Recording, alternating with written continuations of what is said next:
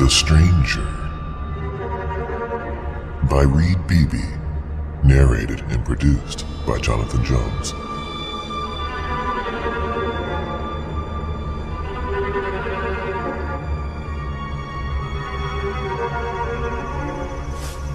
The old man found himself alone in the woods, naked, with no company, save the crows cawing in the trees above. He had played in these woods years ago. At least he thought he had. He wasn't sure. Memory was tricky. He wondered what he was doing in the woods. Where was his caregiver? The fat woman whose name he could never remember. He did not like that woman's company or her attitude, always bossing him around like he was a child. He vaguely recalled escaping her once before, but the police had found him and brought him back. Had he escaped her again? He wondered what happened to his clothes. He was not cold, though. The tree leaves were brown and the ground was covered in fallen leaves. Was it autumn? If so, it should have been cold, or at least chilly. But the old man was not cold. He felt warm and comfortable. "Thomas," said a distant voice. Startled, the old man turned to see who was calling him. Thomas's vision was poor, and he wasn't wearing his glasses. He saw the faraway shape of a man coming towards him. In these dark woods, the man looked like a living shadow coming from the trees. Some blackbirds pecking at the ground flew up as he approached, and to Thomas, the stranger seemed an eerie, mobile darkness. "Yes," answered Thomas. He covered his genitals with both hands. "Who are you?" Thomas's voice trembled as he asked the question, and he felt shame at revealing his fear. The stranger came closer, and as he did so, his features became discernible. The stranger was a young man in his 20s or early 30s, and handsome. Thomas thought he recognized the man, but he was not certain. Was he a friend or a relative, come to take him back home? Back to the fat woman that always told him when to take his pills or to take a nap? "Tom," said the stranger with a smile. "You know who I am. I'm glad I found you. You ready to go?" The stranger wore a black t-shirt and jeans. The young man was muscular, with dark hair and eyes. Thomas thought the stranger was gorgeous, and felt some longing, some hunger that he could barely remember. I don't know you.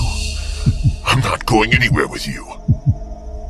Thomas was surprised at how angry his voice sounded, and how fearful.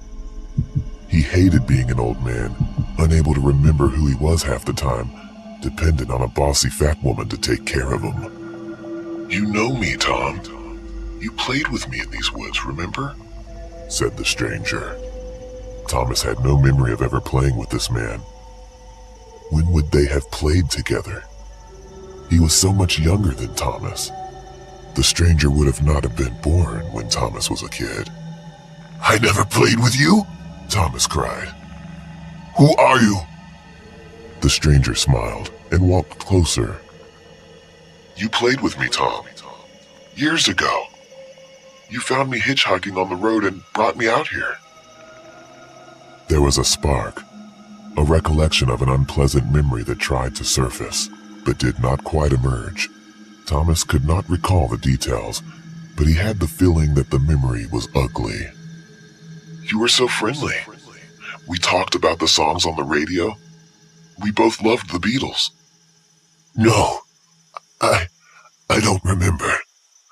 I don't remember you." "I wasn't the only person you brought out here either," said the stranger. He pointed at something behind Thomas in the woods. Thomas turned, and standing behind him was a young, blond boy, wearing a blue dress shirt, but naked from the waist down. The boy's legs were covered in blood, and he smelled rotten. Thomas felt like he had to vomit, but he couldn't. There would be no relief in emptying his stomach, no distraction from the horrible sight in front of him. "David was a lot younger than I was," said the stranger. "By the time I met you, you were more confident about your skills." The stranger put his hand on Thomas's shoulder and turned him around, forcing Thomas to look into the stranger's dark brown eyes. "When I met you, you were more comfortable in killing people your own size." Thomas removed his hands from his crotch and pushed the stranger away. He turned to run, but he was confronted by the half-naked boy, the boy's eyes freezing him with an angry stare. The boy was not alone. Behind him, there were a dozen other boys, some naked, some clothed. All were bloody and smelled putrid. Memories long forgotten came rushing to the surface. Thomas had been careful. He had never been caught or even suspected by the authorities. Thomas had buried the bodies deep in the woods, so that the only evidence that remained was his memories. And even those had been destroyed as senility and dementia, claimed Thomas. In the end, it was not the law that had caught up with him, but time. The crows cawed in the trees above.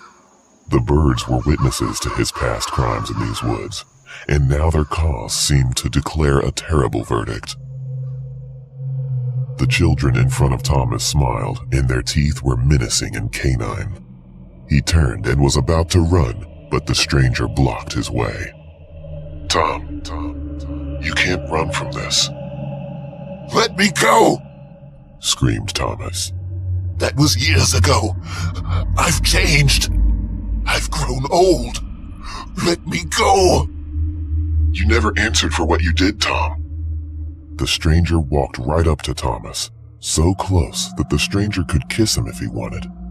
And Thomas was surprised that he desired such a kiss. "We all pay for our crimes, Tom. Sooner or later." The stranger smiled, and his teeth were foul and sharp. Thomas screamed as he received a kiss from the stranger. The children grabbed Thomas's thin legs and began to bite into him. The crows watched in silence.